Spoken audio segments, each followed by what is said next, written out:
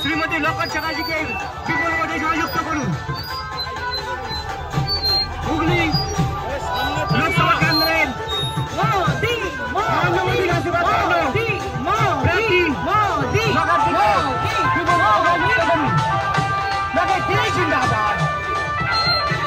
নরেন্দ্র মোদীর আশীর্বাদ জন্য শ্রীমতী লোকনাথ চ্যাটার্জিকে বিপুল ভোটে জয়যুক্ত করুন। আমরা বসে আছি হুগলির চুঁচুড়ায়, আর যেই জায়গায় বসে আছি এটাকে বিজেপির নির্বাচনী কার্যালয়ও বলা যেতে পারে, অথবা খেলার আগের ড্রেসিং রুম। আর আমার সঙ্গে রয়েছেন এই খেলায় যিনি স্ট্রাইকারের ভূমিকায়, সেই লকেট চট্টোপাধ্যায়। লকেট দিয়ে আমি খেলা দিয়ে শুরু করলাম, তার কারণ এই মুহূর্তে তুমি হুগলিতে 1-1 করে দাঁড়িয়েছো, একটা জিতেছো একটা হেরেছো। এটা কি ফাইনাল? কি হবে এবার এই ম্যাচে? এই ম্যাচে তো জিতবো একদম, কারণ হুগলির মানুষের অনেক আশীর্বাদ আছে এবং 19-এর থেকে 24-এ অনেক বেশি রকমের আরও বেশি পজিটিভিটি দেখতে পাচ্ছি এবং আমরা নিশ্চিত নরেন্দ্র মোদীজির উপর অনেক আশীর্বাদ আছে মানুষের এবং ওনার কাজে অনেকেই খুশি। তো এইবারের ফলাফল আরও বেশি ভালো হবে। আগের বছর তুমি মানে 2019-এর লোকসভায় তুমি 70,000 ভোটে জিতেছিলে, 80,000-এর কাছাকাছি ভোটে জিতেছিলে। এবং তারপরে তুমি যখন দাঁড়ালে, তুমি যখন বিধানসভা নির্বাচনে দাঁড়ালে, তখনও আমি তোমার ইন্টারভিউ করেছিলাম এবং তুমি বলেছিলে যে যেই মার্জিনে আমি লোকসভা জিতেছি তার চেয়ে বেশি মার্জিনে আমি বিধানসভা জিতব। কিন্তু এই কয়েক বছরের মধ্যে আমরা দেখেছিলাম হুগলিতে গোষ্ঠীদ্বন্দ্ব শুরু হয়েছে বিজেপির ভেতর। সেই গোষ্ঠীদ্বন্দ্ব কিন্তু আরো বেড়েছে। তোমাকে যখন প্রার্থী ঘোষণা করা হয়েছে তখন আমরা দেখেছি যে বিজেপির ভেতরে গোষ্ঠীদ্বন্দ্ব কোন জায়গায় গিয়ে পৌঁছেছে। আজকে আমি তোমার একটা তোমার কর্মীদের নিয়ে একটা সভা দেখছিলাম এবং সেখানেও কিন্তু সেই গোষ্ঠীদ্বন্দ্বের আভাস পাচ্ছিলাম। কি করে সেটাকে সামাল দিচ্ছ? এইটা তো যেটা তুমি দেখলে, এটা তো আমাদের যুব যারা রয়েছে তারা ওয়ার্ডের দায়িত্ব নেবে এবং এটা হচ্ছে ফাইনাল দায়িত্ব দেওয়া, মানে কে কোনটা দেখবে আর কি। মানে দেখার তো সব কিছু রেডি আছে এবং তার মধ্যে কারোর ইচ্ছা আছে আমি এটা না আমি এটা দেখবো, আমি এটা না এটা দেখবো। তো সবাইকে একদম একজন মানে দিদির মতো হয়ে সবাইকে এটা তুমি দেখবে সেটা তুমি দেখবে করে একটা মানে কি বলবো এটাকে ক্লাস নেওয়ার মতন করে একটা নেওয়া, এটাই হয়েছে আর কি। গোষ্ঠীকন্দল নেই না, এখন তো অনেক আমরা সবাই মিলে যা আমাদের দেখো গোষ্ঠীকন্দল কথাটা একটা বড় কথা, মানে সেটাতে মানে তৃণমূলের ক্ষেত্রে কাটে যে সব বিরাট বিরাট বড় বড় ব্যাপার, বড় বড় মানে পয়সা কড়িরও বিশাল ব্যাপার, পাওয়ারেরও বিশাল ব্যাপার, তাদের এক একজন নেতা মন্ত্রী এমএলএ এমপি, মানে একটা যুব নেতার একটা বিরাট কিছু কোটি কোটি টাকা। আর আমাদের যুব নেতার কী আছে বলো, কিচ্ছু নেই। হ্যাঁ, তাদেরকে একটা বাইক নিয়ে আমি যেতে বললে দিদি তেলের পয়সাটাও তো আমাদেরকে দিতে হবে, মানে আমরা এরকম। সুতরাং আমাদের গোষ্ঠী কোন্দল কথাটা বলবো না। হ্যাঁ, সবাইকে একটা লাইনে নিয়ে আসা, সবাই নিজস্ব অনেক কিছু থাকতে পারে, মানে নিজেদের মতামত বিভিন্ন থাকতে পারে, সেটাকে লাইনে নিয়ে আসা একটা কর্তব্য এবং একটা পরিবারের মধ্যে থাকলে তো হবে। কিন্তু এটা এখন আমরা অনেকটা ঠিক করেছি। তোমার নাম এখান থেকে ঘোষণা হয়েছে এবং তার কিছুদিনের মধ্যেই এখান থেকে তোমার বিপক্ষে তৃণমূল থেকে দাঁড়িয়েছেন রচনা বন্দ্যোপাধ্যায় এবং তারপরেই গোটা ফেসবুক একটা ভাইরাল ভিডিওতে ভরে গেছে তুমি আর রচনা একসঙ্গে অভিনয় করছো। রচনা তোমার বন্ধু, আমি একটু আগে রচনার কাছে গিয়েছিলাম এবং রচনা বলেছেন যে লকেট আমার বন্ধু। তুমি রচনাকে কিভাবে দেখছো? একদমই বন্ধু। মানে আমি কখনো মানে রাজনীতিতে এসে দেখেছি রাজনীতি আর অভিনয় জগৎ সম্পূর্ণ মানে দুটো মেরুর জায়গা এবং অভিনয়টা অভিনয় অন্য জায়গা, light camera action air condition অন্যরকম জায়গা, লোকজন অন্যরকম, কিন্তু এটা ভীষণ গ্রাউন্ড রিয়েলিটি। এটা মানুষের সামনে তোমাকে চ্যালেঞ্জ থাকে সময় মানুষের সঙ্গে প্রত্যেকটা সময়। অভিনয়ে আমরা একটা শর্ট হলে এই কাট করে দাও আবার নতুন করে আবার হবে, কিন্তু এখানে আর একটাই হয় ফাইনাল, সেটা সবগুলোই ফাইনাল। তো এতটাই তফাৎ। সুতরাং আমি মানে রচনাকে যতটা আমার সঙ্গে একদিন আমরা কাজ করেছি, আমরা বন্ধুত্ব আছে, আমাদের জায়গাটা কিন্তু ওই জায়গাতেই আছে। কিন্তু রাজনীতিতে লড়াইটা আমার আর ওর সঙ্গে নয়। রাজনীতিতে লড়াইটা হচ্ছে আমি 10 বছর ধরে একটা পার্টিতে রয়েছি এবং এই লড়াইটা আমরা করছি বিচারের জন্য। আমাদের নিজেদের একটা বিচারধারা আছে এবং অফকোর্স দুর্নীতির বিরুদ্ধে। আমরা এতদিন ধরে যে কাজ করেছি তোমরা সবাই দেখেছো, বিভিন্ন জায়গায় কিছু মহিলাদের কিছু হয়েছে, আমরা ছুটে গেছি, আমরা আওয়াজ তুলেছি, আমরা বিক্ষোভ প্রদর্শন করেছি। আমরা টানা 10 দিন আমি পুরুলিয়াতে বসে আমরা বিক্ষোভ প্রদর্শন করেছি, এইটা দেখেছি। সুতরাং এই লড়াইটাতে যদি এখন ওকে নামানো হয়, ওকে দেওয়া হয়, তো আমি ওকে কেন, ওকে দোষ কেন, ওর কিছু দোষ নেই। আমার লড়াইটা পুরো দুর্নীতির বিরুদ্ধে। না, কিন্তু আমার এখানে একটা অন্য প্রশ্ন রয়েছে, সেটা হচ্ছে যে রচনা তোমার বন্ধু, কিন্তু দেখো ভোটের ময়দানই হয় এবং সেখানে পপুলারিটি শেষ পর্যন্ত একটা ফ্যাক্টর হয়ে দাঁড়ায়। রচনা তোমার বন্ধু হতে পারে, কিন্তু দিদি নাম্বার ওয়ান কি তোমার বন্ধু? দিদি নাম্বার ওয়ানটাকে আমি ধরছি না, কেননা দেখো দিদি নাম্বার ওয়ান এই যে একটা বেঙ্গলে একটা শুরু হয়েছে, যে যেখানেই দেখছে যে নিজেদের মধ্যে একটা বিশাল অবিশ্বাসের জায়গা, তখন আমি একটা বাইরে থেকে ক্যান্ডিডেট এনে লাগিয়ে দিই। এবং সেটা দেখুন মিমি চক্রবর্তী, নুসরাত, আজকে তারা কোথায়? তারা আজকে নেই। মানে তাদেরকে সবসময় সেই সময় ইউজ করার ছিল, তারা ইউজ করেছে নামটা দিয়ে, কাজ তাদেরকে দিয়ে কিন্তু কোনো জায়গায় তারা পার্লামেন্টে যায়নি, তারা কোনো কিছু, তাদের ইন্টারেস্টও ছিল না, তারা স্বাভাবিক আছে, তাদের ইন্টারেস্ট, তাদের সিনেমা ছিল। তো সেখানে ইনি বারবার চেষ্টা করেছেন যে এইটাকে থামানোর জন্য বাইরে থেকে একটা ক্যান্ডিডেট নিয়ে বসিয়ে দাও। তো সেখানে দিদি নাম্বার ওয়ানটা আমার মনে হয় কোনো ফ্যাক্টর হবে না, কারণ বিশেষ করে হুগলির মানুষ কিন্তু যথেষ্ট শিক্ষিত মানুষ। হুগলির একটা আলাদা জায়গা রয়েছে, ঐতিহাসিক জায়গা রয়েছে। তো হুগলির মানুষরা রাজনৈতিকভাবে ভীষণ সচেতন এবং তারা দিদি নাম্বার ওয়ানকে দিদি নাম্বার ওয়ানের জায়গায় রাখবে। আর রাজনীতি তাদের নিজেদের পাওনা, নিজেদের হিসাব, সেটা তারা বুঝে নেবে। তবে 2019 সালে যখন আমরা লোকসভা নির্বাচনে শুরু হয়েছিল, তার ঠিক আগে পুলওয়ামা হয়েছিল এবং আমার এখনো মনে আছে প্রত্যেকটা সভায় গিয়ে অন্তত একবার পুলওয়ামার কথা তুমি বলতে, যখন 2019-এর নির্বাচনে তুমি দাঁড়িয়েছিলে। 2024-এর আগে আমরা দেখলাম রাম মন্দির হয়েছে এবং রাম মন্দির বিষয়টাকে নির্বাচনের যে প্রচার, সেখানেও কিন্তু বিজেপি অনেক জায়গাতে ব্যবহার করছে। তোমার গায়ে নামাবলী কি সেই কারণে? না, তার সঙ্গে কিছু নেই। কেননা প্রথম থেকে আমি আরেকজনে এসেছিল, আমি বলছিলাম, আমার বাবা পূজারী ছিলেন এবং আমার বাবা মানে আমরা দেখেছি যে নামাবলীটা আমাদের কাছে, আমার বাবা অনেক রকমের নামাবলী ছিল। আমরা নামাবলী থাকলে আমরা মাঝে মাঝে মা আমাদেরকে কুর্তা বানিয়ে দিত, কুর্তা বানিয়ে আমাদের একটা নিজস্ব ফ্যাশন বলো, স্টাইল বলো, যা আমার ভালো লাগতো পড়তে। কিন্তু কখনো ভাবতে পারিনি যে নামাবলী কি কখনো গায়ে দিতে পারবো। কিন্তু বাবা গায়ে দিত, ওটা তো আমরা মনে হয় মহিলারা পারবো না করতে, এরকম মনে হতো। কিন্তু আস্তে আস্তে যখন পুজো আচ্ছা যত বেশি বয়সের দিকে এগিয়েছি, অনেক বেশি মানে নিজের মধ্যে একটা চেঞ্জ ফিল করেছি। ভগবান ঈশ্বরের, এটা হয়তো আমার নিজের বংশের মধ্যে আছে বলে হয়তো সেটা অটোমেটিক্যালি আমার মধ্যে তৈরি হয়েছে। এবং এত রোদের মধ্যে আমরা ঘুরছি সারাক্ষণ, এবং সেখানে একটা গায়ের জন্য কিছু রাখা, আমার মনে হচ্ছে যে নামাবলীটা যদি এইভাবে আমি পড়তে পারি, আমারও নিজের একটু ভালো লাগবে। সেই পুরনো যে ছোটোবেলাকার ইচ্ছেটা ছিল, সেটা হয়তো আমি পূরণ করতে পারবো। সেটার জন্যই পড়া, তার সঙ্গে কোনো সম্পর্ক নেই। পোলারাইজেশনের কোনো সম্পর্ক নেই? পোলারাইজেশনের কোনো সম্পর্ক। কিন্তু পোলারাইজেশন তো আছে, আমরা দেখতে পাচ্ছি গোটা পশ্চিমবঙ্গ জুড়ে পোলারাইজেশন তৈরি হয়েছে এবং তোমার যেই কেন্দ্র, সেখানেও পোলারাইজেশনের একটা পরিস্থিতি তৈরি হয়েছে এবং সেখানে হিন্দু ভোট কনসলিডেট করা, মুসলিম ভোট কনসলিডেট করা, এই বিষয়গুলো ভোটের রাজনীতিতে চলে আসছে। তুমি কীরকমভাবে দেখছো? আমি এটাকে দেখছি না, কারণ হুগলিতে মেন ইস্যু আমি বলতে পারি যে এবারের জন্য মেন ইস্যু হচ্ছে করাপশন। পোলারাইজেশনের কোনো কথা নয়। এবারের যারা আমরা বলছি মাইনরিটি সম্প্রদায় কিন্তু আমি যখন বিভিন্ন জায়গায় যাচ্ছি, তারাও কিন্তু হাত তুলে আমাকে দেখাচ্ছে। আমার দেখে একটু মনে হচ্ছিল তখনও তো তারা বিরক্ত হয়ে গেছে এই গভর্নমেন্টের ওপরে। তারা এবারে এইটুকু নিশ্চিত যে তারা এবারে এই গভর্নমেন্টকে করে পুরো 30% যেটা উনি চেয়েছিলেন হবে বিভিন্নভাবে বিভিন্ন উপায়ে, এটা কিন্তু ওনার কাছে পুরো যাচ্ছে না। এই ভোটটা কিন্তু ভাঙছে। এখন কার কাছে আসছে সেটা দেখার বিষয় আছে, কিন্তু অফকোর্স অনেকে আমাদের সাথে আছে, এটা আমি বুঝতে পারছি, ফিল করতে পারছি। কারণ সবচেয়ে বড় বিষয় হয়ে গেছে জব এবং করাপশন, এটা সবচেয়ে বড় বিষয়।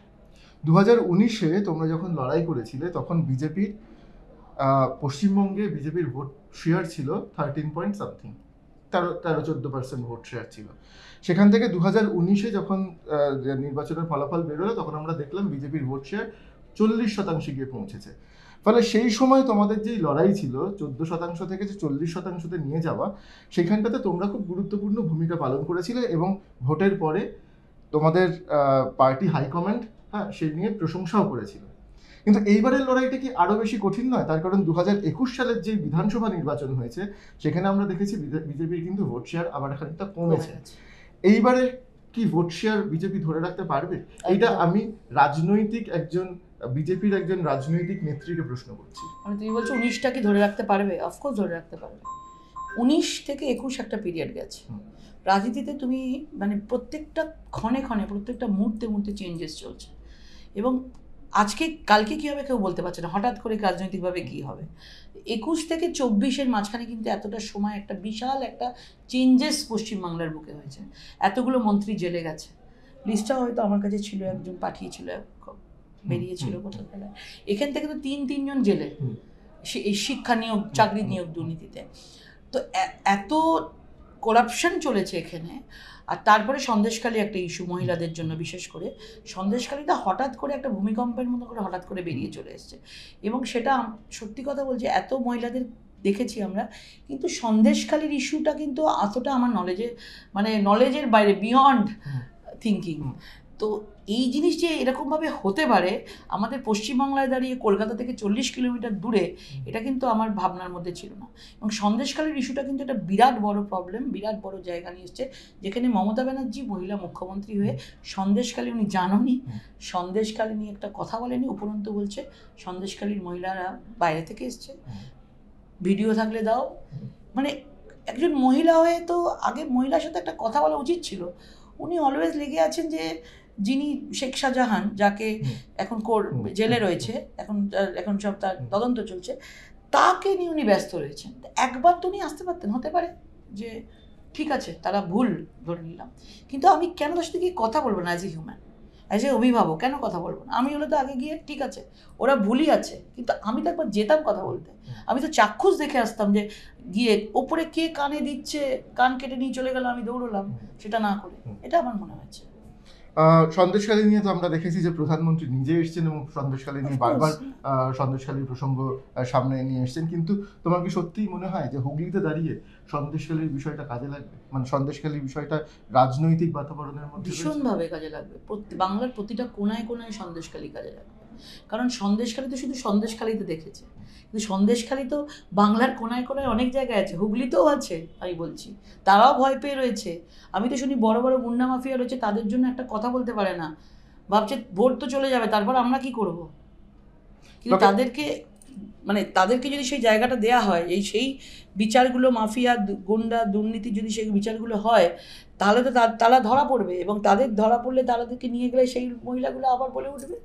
তুমি 5 বছর লোকসভায় কাটিয়ে দিয়েছো, হ্যাঁ, এবং 5 বছর আমরা দেখেছি যে সত্যিই তুমি সরব ছিল লোকসভায়, বিভিন্ন প্রতিবাদে অংশ নিয়েছো, লোকসভার ভেতরে কথা বলেছো। কিন্তু বাংলার মানুষ যদি তোমাকে আজকে জিজ্ঞেস করে যে তৃণমূল যে অভিযোগগুলো তুলছে যে কেন্দ্র টাকা দিচ্ছে না, কেন্দ্র 100 দিনের কাজের টাকা আটকে রেখেছে, একজন এমপি হিসেবে তোমার কি দায়িত্ব নেই পশ্চিমবঙ্গে টাকা ঢোকানোর? দেখো, এটা আমি আগে আমার দিকটা বলি। এমপিলারের 5 কোটি করে টাকা আসতো, মানে আসে ডিএম এর কাছে, আমরা দেখতে পাই না টাকাটা, আমাদের প্রপোজাল জমা দিতে হয়, তারপরে সেটা যায়। এবারে দুটো কম এসছে, দুটো ইয়ার করোনার জন্য এসে আসে, সেটা সবাইয়ের ক্ষেত্রে হয়েছে।